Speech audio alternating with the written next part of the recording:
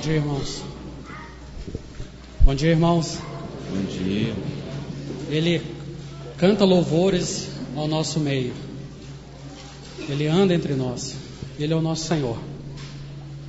Alguns irmãos estão estudando Colossenses. E eu também.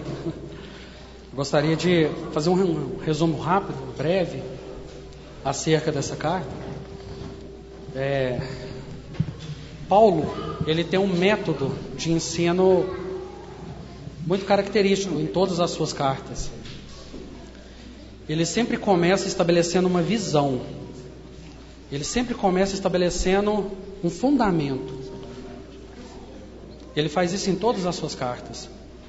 Até a carta de Hebreus também é assim, embora nós não sabemos o autor. Sempre se começa com uma visão. E já nos dizia um irmão há muito tempo que o único método de se restaurar cristãos desanimados é com uma visão gloriosa da pessoa e da obra de Jesus. Então esse é o método que Paulo usa. Sempre que ele vai escrever, ele sempre começa com o Cristo glorioso. Ele sempre começa em Jesus. Nós cristãos, está todo mundo me ouvindo? Tá tudo bem? Nós cristãos, nós temos um sério problema.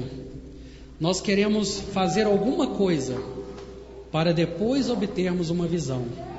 Nós queremos fazer algo, 5 votos, 5 passos, 5 métodos, o ABC da vida cristã. Paulo não faz assim. Paulo começa nos apresentando uma visão de quem Jesus Cristo é, do que Ele fez e do que Ele pode. Nós, como cristãos, temos que partir daí. Nós temos que pegar essa visão e nos render em santa devoção. Olha como que Paulo começa em Colossenses. Primeiro ele faz uma oração muito característica dele. É uma oração, esses dias eu e a Gra estávamos caminhando, e eu falei com ela: Gra, você já observou que nós oramos pelas coisas às quais Deus nos garantiu que nos proveria? Nós pedimos: Senhor, abençoa meus filhos.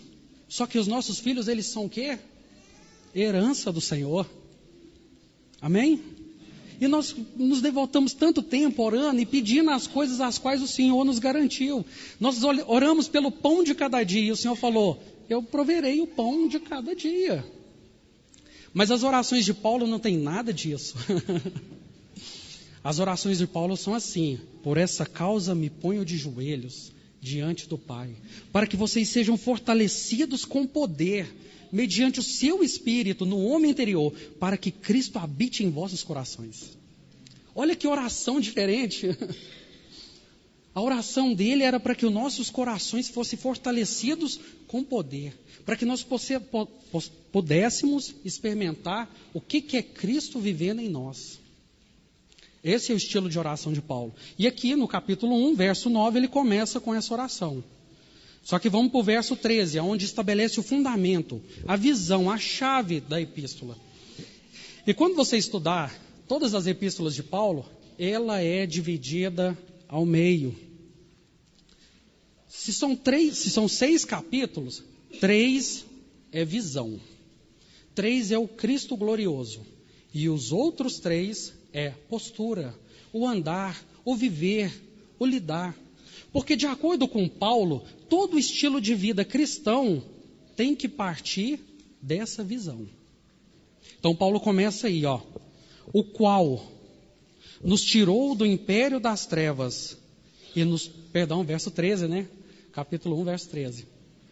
O qual nos tirou do império das trevas e nos transportou para o reino do Filho do seu amor. E agora ele começa: em quem, nesse Cristo, nós temos a redenção, pelo seu sangue, a saber, a remissão dos pecados. Ele é a imagem do Deus invisível. Certa feita, os discípulos viraram para Jesus e falaram assim: mostra-nos o Pai. Jesus estava a todo tempo se referindo a Deus como seu Pai, como o Pai do seu amor, como um relacionamento paterno. E os discípulos falaram, então mostra-nos o Pai, já que, né? Aí Jesus vira e fala, Filipe, eu estou com vocês há tanto tempo. Vocês não têm compreendido que quem vê a mim, vê o Pai? Ele é a imagem do Deus invisível. O Deus a qual nós não conseguimos imaginar. Ele é Jesus. O autor e consumador da nossa salvação. Esse é o nosso Senhor. O primogênito de toda a criação. E aqui é interessante que antes mesmo de todo o universo, todo o céu, toda a terra ser criado, Ele já era. O nosso Senhor não foi um acaso, não foi uma obra necessária, não. A cristandade tem um grande tema chamado Trindade. O Deus eterno, com o Filho eterno, com o Espírito eterno, ele no entremesclar, como que numa dança, a Trindade se relacionava. Antes de todas as coisas, o nosso Senhor já era. Ele já tinha, ele já existia. Ele era um com Deus, ele era o seu conselheiro. Ah, irmãos, esse é o nosso Senhor. Por isso que Paulo começa estabelecendo visão. Se nós não vemos Cristo assim, a nossa fé vai ser uma fé que balanceia em meio às dificuldades. Se nós não vemos o nosso Senhor como um Senhor glorioso, ah, irmãos, vira e mexe nós vamos naufragar na fé, nós vamos desanimar. Ele continua. Portanto, nele, em Cristo, foram criadas todas as coisas que há no céu e na terra. As coisas que são visíveis e as coisas que são invisíveis. Tudo isso foi criado por Ele. Ele é o detentor de todas essas coisas. E não somente isso. Ele sustenta todas essas coisas pela palavra do seu poder. Irmãos, por que a lua não cai? O cientista vai tentar te explicar. Mas a Bíblia fala, porque o Senhor falou. Fique aí. Por que a nossa vida é assim? O Senhor falou, é assim. A nossa vida está nas mãos dele, irmãos. Ele sustenta todas as coisas pela sua palavra poderosa. E ele continua. Todas as coisas visíveis e invisíveis, sejam tronos, soberanias, principados, potestades, tudo foi criado por ele e para ele. Aqui nós entendemos o motivo que nós existimos. Dele e para ele. Qual o motivo da nossa existência? Para ele. Para o louvor da sua glória. Ele é antes de todas as coisas. E todas as coisas subsistem por ele. Ele é a cabeça do corpo da igreja. Ah, irmãos. Nós poderíamos parar aqui. Ele é a cabeça. Isso fala de autoridade. Isso fala de governo, isso fala de senhorio, isso fala de domínio sobre todas as coisas. Nós, cristãos, nós sofremos de um sério problema de cabeça. Porque nós estabelecemos a nossa cabeça. Nós não reconhecemos Cristo como o nosso cabeça. Mas Ele não deixa de ser, Ele é o cabeça do corpo. Que é a igreja. E ele não para aí. E agora, essa frase, creio eu que ela é impressionante. Ele é o princípio, ele é, antes de todas as coisas, ele é o cabeça do corpo, ele é o princípio, o primogênito de entre os mortos. Opa! O que isso quer dizer? Em todas as coisas, Cristo tem que ter a primazia, correto? Em todas as coisas, Cristo tem que ter a primazia. Até na ressurreição, Ele foi o primeiro. Aí você fala assim, não, irmão, está errado. E Lázaro? E outros tantos que ressuscitaram na Bíblia? Irmãos, eles ressuscitaram, mas eles voltaram a morrer. A morte ainda reteve eles por algum tempo. O nosso Senhor não. Ele entrou na morte. Ele ficou sepultado, Mas a morte teve que pô-lo para fora. Ele ressuscitou uma ressurreição superior. Ele teve o seu corpo revestido da imortalidade. É isso que está falando. Ele é o superior em todas as coisas, até nessa ressurreição gloriosa. Mas ele é o quê? Ele é o primeiro. E nós, subsequente. E nós ressuscitaremos, caso a morte nos toque, a mesma semelhança de Cristo. Assim como ele ressuscitou e não morre mais, assim nós também com ele. Amém, irmãos? E ele não para aí. Por isso que Paulo, irmãos, Paulo, ele meio que, vários estudiosos vão falar que Paulo, ele quando vai falar de Cristo, falta-lhes os argumentos. Ele esbanja em detalhes. Ele esbanja, perdão, eu estou meio empolgado, né? Ele esbanja em riquezas de detalhes. Ele vai falar desse Cristo glorioso. E aí ele continua. Porque foi do agrado do Pai que toda a plenitude nele habitasse.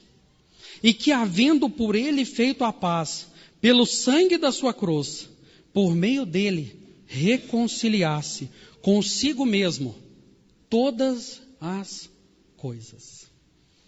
E aqui está outro ponto. Quais são todas as coisas? Quando fala todas as coisas, é todas as coisas. Mas devemos parar aqui e observar um ponto.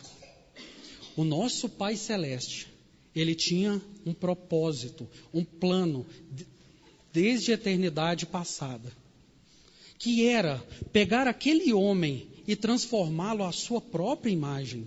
Ele queria que o homem, naquele jardim, fosse senhor, governasse, fosse um com ele em reino. Mas devido ao pecado,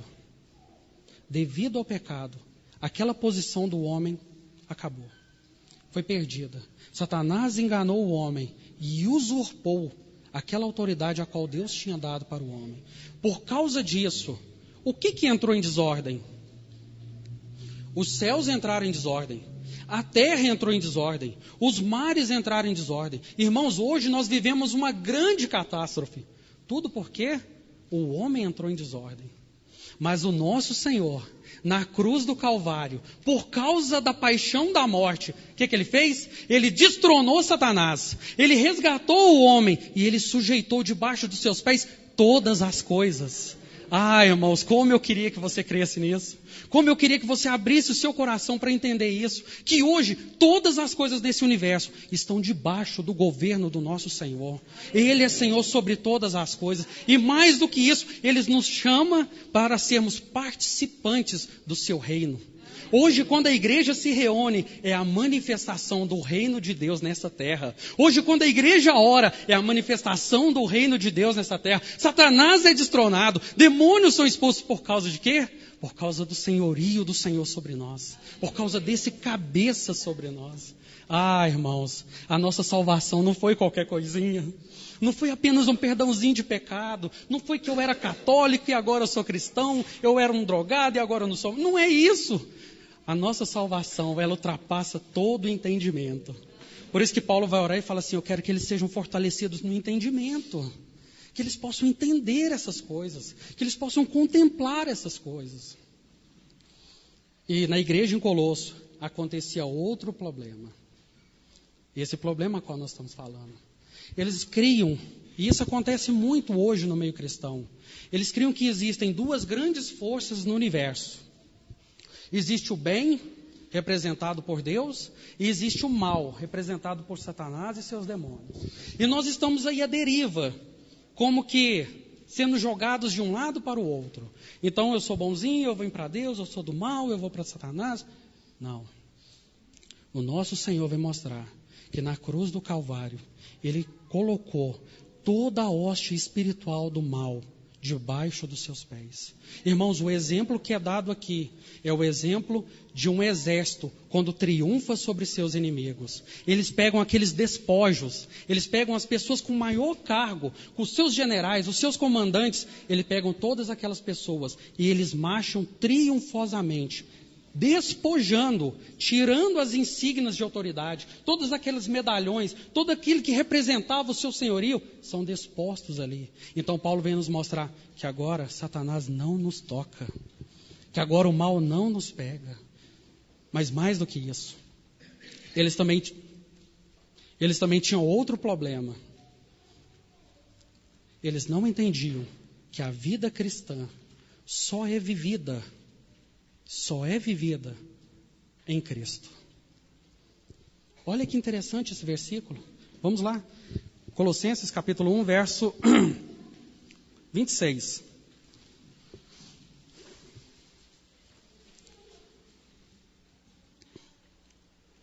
O mistério. E está aí uma palavrinha que o meio gospel ama. Falamos em mistérios, Deus vai revelar um mistério. E aquela pessoa tem um mistério para revelar. Não, irmãos. Olha que interessante. O mistério que esteve oculto de todos os séculos e em todas as gerações, e que agora foi manifestado aos seus santos, aos quais Deus quis dar a conhecer qual seja a riqueza da glória desse mistério, isto é, Cristo em vós, a esperança da glória. Ah, irmãos, aleluia! Como alcançaremos todas essas coisas? Cristo em nós. Por isso que o cristianismo, talvez você está aqui nos visitando, eu quero falar para você, o cristianismo não é um conceito de ideias. O cristianismo não é uma doutrina. O cristianismo não é uma regra. O cristianismo é uma vida a qual é enxertada no coração daquele que crê. Essa vida chama-se Cristo. No momento que nós aceitamos o Senhor, essa vida começa a crescer. Essa vida começa a viver. Essa vida começa a fluir. E é isso que Paulo quer falar. Ele vai falar, você sabe o que é o mistério? É que agora Colossenses, é que agora Santo Antonienses, é que agora Maranhenses, é que agora Cristo está em você. E essa é a vitória que vence. Cristo em nós, a esperança da glória. Ah, irmãos, que precioso, que maravilhoso. Agora, como falamos, essa vida está em nós. Amém? Aquele que pertence a Cristo é nascido de novo. Tem uma nova vida. Vou usar um exemplo bobo, apenas para ilustrar isso. Uma mulher, quando está grávida, dentro dela começa a ser gerada uma vida, correto? E com o passar dos meses, essa vida começa a produzir nela um desejo estranho, não é verdade? Muitas irmãs aqui foram grávidas, tiveram desejos estranhos. Quero comer goiabada com não sei o quê. Quero comer... Esses dias eu escutei uma irmã falando que ela deu vontade de comer terra. Torrão de terra. Mas, irmãos, essa vida a qual está dentro de nós, ela tem fome. Essa vida que está dentro de nós, ela tem fome. E o que o nosso Senhor fala? Quem come a minha carne e bebe do meu sangue, tem o quê? Parte comigo, tem vida comigo. Ah, irmãos, muitos discípulos falaram, gente, que isso? Eu vou largar de seguir esse Jesus, ele é doido. Como que eu vou comer a carne dele? Como que eu vou? Ele é canibal. Mas está aqui, irmãos. Quando a mesa é posta, a carne e o sangue do Senhor é posto diante de nós. E essa vida em nós começa a ser fortalecida. Não é à toa que nós partimos o pão todo domingo. Não é vão, irmãos, partirmos o pão todo domingo. Hoje é uma oportunidade dessa vida que está em nós ser fortalecida. Ganhar força para vencer. Ganhar mais dedicação, mais motivação. Hoje é o dia que nós celebramos aquela vitória. Amém? Então é com esse coração que eu te convido a partir o pão. Oh, bendito Senhor. Quão inescrutáveis são os teus mistérios, Senhor. Quem conheceu a mente do Senhor? Quem foi o seu conselheiro, Senhor? Porque do Senhor e para o Senhor são todas as coisas, Senhor. Hoje nós nos sentamos diante da tua mesa, contemplando a obra consumada do Senhor, contemplando a tua vitória, Senhor. Ó Senhor, nós queremos comer da tua carne e beber do teu sangue e ter a vida do Senhor fortalecida em nós, Senhor. Termos os nossos corações conquistados para o Senhor, termos a nossa alma tocada pelo Senhor, as nossas motivações ajustadas pelo Senhor. Ó bendito Senhor, fortalece Cristo em nós hoje, Senhor. Nós somos gratos ao Senhor por esse pão e por esse cálice, Senhor. São o corpo e o sangue do Senhor, são a vida do Senhor. Nós te bendizemos, amado Senhor Jesus.